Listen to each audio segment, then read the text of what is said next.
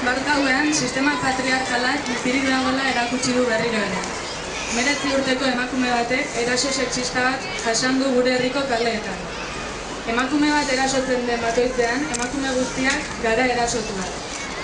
Arazo estruktural baten aurrean gaudela jakinda, erantzun kolektiboak ematea beste aukerarik ez dugu. Kaleak emakume onak ere badira, eta baita gauak ere. Inork ezin du gure askatasuna baldintzatu. Beldurrik gabe bizitzea gure eskutan dago.